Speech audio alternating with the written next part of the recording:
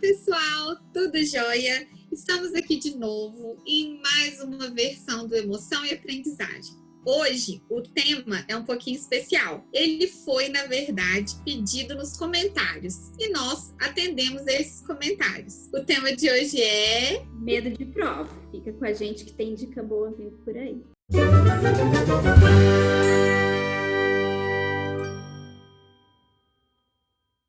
Gente, eu tô aqui com a Lalela. Para quem não nos conhece, eu sou a Ellen Santos, fundadora do Meu Universo Biológico, e a Rafaela é uma das minhas melhores amigas, psicóloga, que é uma convidada muito especial aqui do quadro Emoção e Aprendizagem. Hoje a gente vai falar de medo de prova, uma situação muito recorrente na sala de aula, que eu vejo o tempo todo, e esse vídeo, na verdade, é um atendimento a um pedido dos comentários aqui embaixo. Então a gente deixa a dica aí também. Se você tiver alguma dúvida, se você quiser saber de alguma coisa, deixa seu comentário para a gente poder gravar um vídeo e falar sobre esse assunto que vocês pedirem pra gente. Lalela, é o seguinte, realmente o medo de prova aterroriza muita gente. Já fez isso conosco ao longo dos nossos anos de estudo. E assim, o que você pode dizer pra gente? O que a psicologia diz pra gente? Na verdade, assim, a gente está falando do medo. O medo é uma emoção, como qualquer outra emoção. Então, é muito normal a gente sentir medo. A gente não pode deixar, como as outras emoções desconfortáveis, que o medo tome conta da gente, ou ele fique numa intensidade muito grande a ponto da gente travar. Então, as emoções desconfortáveis em alta intensidade, elas vão colocar o nosso cérebro lá naquele funcionamento primitivo. E no funcionamento primitivo, o nosso cérebro só sabe fugir, lutar ou congelar. E essas três estratégias, elas normalmente não ajudam a gente nos nossos problemas atuais. Então, se eu tô com medo de uma prova, eu ficar com esse medo numa intensidade muito grande, o meu cérebro vai mandar o meu corpo fazer? Fugir. E eu não posso fugir da prova. Na verdade, quando eu faço isso, é quando a gente se culpa e aí vem outras emoções ruins junto com o medo. Então, a gente precisa saber se essa dose tá legal ou não. Mas como que a gente sabe, por exemplo, que o medo tá exagerado ou que o medo tá aceitável? Para a gente saber se ele tá, assim como qualquer outra emoção desconfortável, para a gente saber se está numa dose adequada, ele não pode impedir a gente de fazer aquilo que a gente precisa fazer. E aí, como que eu sei se esse medo ele tá num nível adequado, assim, para a situação, que às vezes é uma situação nova, é uma situação de estresse mesmo, e aí é natural que eu sinta medo, porque o medo ele faz com que a gente se prepare para aquela situação difícil, para aquela situação nova. Então, se eu sei que eu vou ter uma prova muito difícil e eu sinto medo, para que serve o medo? Para que eu estude mais, para que eu olhe para aquela matéria com uma atenção maior e assim eu consiga me preparar mais para enfrentar aquele desafio. Se o medo só está servindo para isso, para me dar essa informação, ele está adequado. Agora, se esse medo está me fazendo perder o sono, não me deixa estudar, eu sinto calafrio, eu sinto um nó na garganta, eu sinto um monte de coisas, e eu sinto, às vezes, lá na hora da situação, da prova, um bloqueio e não consigo lembrar de nada que eu vi, esse medo está numa dose elevada e aí a gente precisa cuidar dele.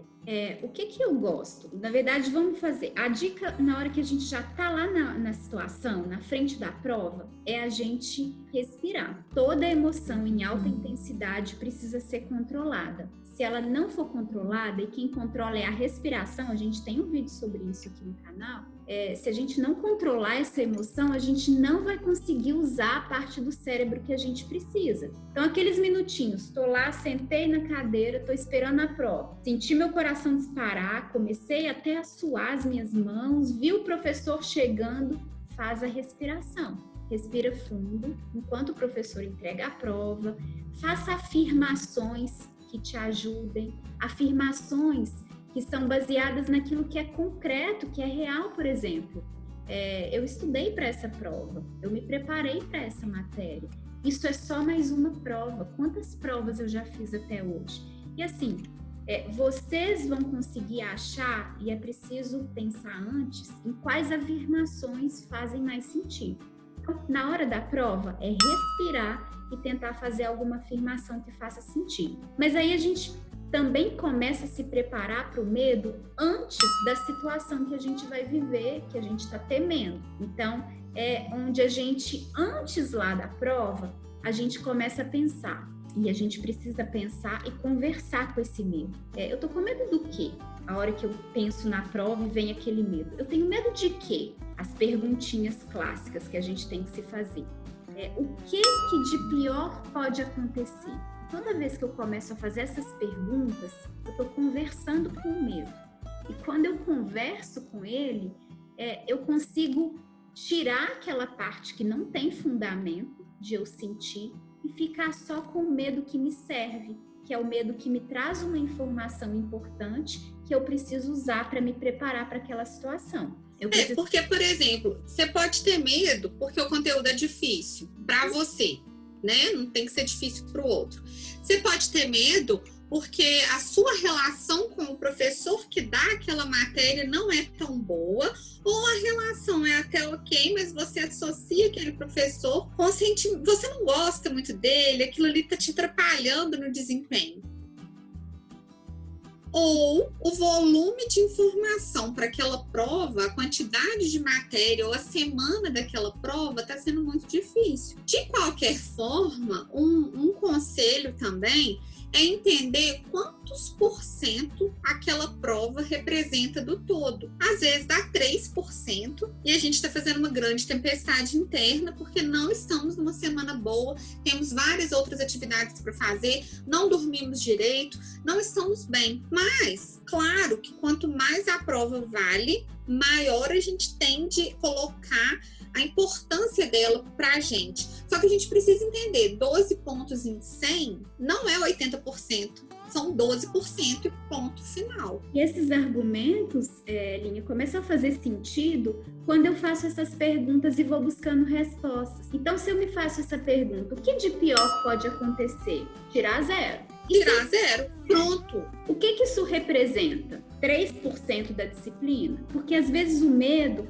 na nossa cabeça, ele está num formato desconhecido, que é assim, você vai perder o ano escolar. Então, são coisas muito drásticas que quando a gente olha para o medo e a proposta de conversar com o medo é torná-lo claro para a gente ver que muitas vezes ele não tem sentido. Então, uma prova não vai fazer eu perder um ano. Nossa, Lalela, isso que você está falando é muito interessante, porque o que eu observo nos meus alunos, generalização.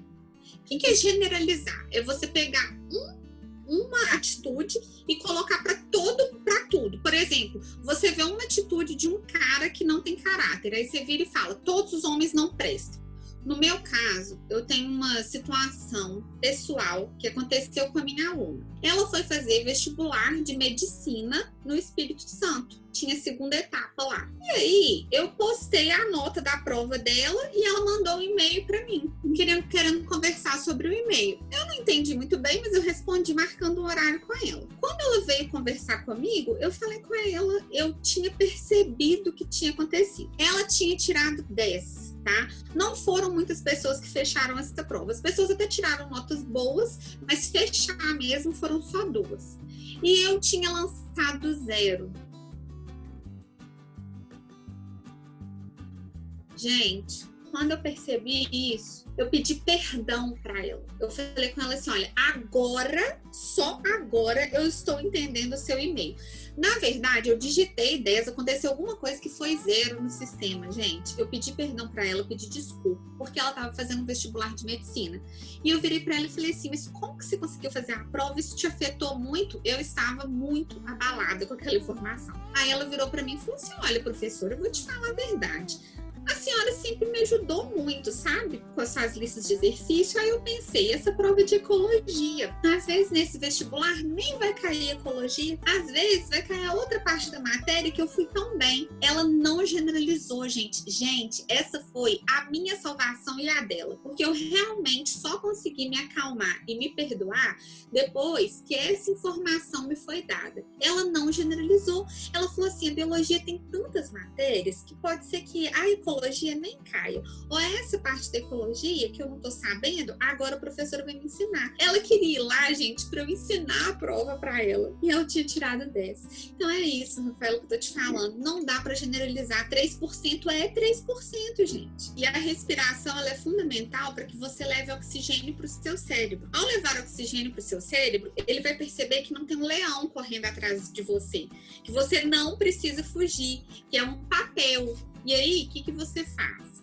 Você respira para ativar outra região cerebral que consegue fazer análises um pouco mais complexas, o seu lóbulo frontal, né? Que veio evoluindo ao longo da história dos primatas, principalmente na gente, na nossa espécie Homo sapiens. Então, o oxigênio no seu cérebro indica para ele que aquele estresse não tem fundamento, uma vez que o oxigênio está chegando. Se o oxigênio está chegando, ele te dá mais recursos cerebrais para que você utilize a área certa. E qual é a área certa? A área que te ajuda a pensar em consequência, em fazer análises mais complexas. Muita gente não dá valor à respiração, mas a bioquímica da respiração dentro da gente, ela acalma. E ela permite que a gente reaja sabendo analisar. Então, pessoal, eu espero que esse vídeo de hoje tenha realmente conseguido ajudar vocês. Claro que é um assunto muito amplo. Nossa, a Lalela e eu, a gente colocou várias variáveis, tiramos uma, deixamos outra, porque é um assunto complexo. Mas a gente está aqui para tentar ajudar e nada impede que a gente continue nesse tema. Então, muito obrigada, Lalela. Pessoal, curta, compartilhe e obrigada por nos acompanhar em mais um vídeo do Emoção e Aprendizagem no meu Universo Biológico. Esperamos você no próximo vídeo.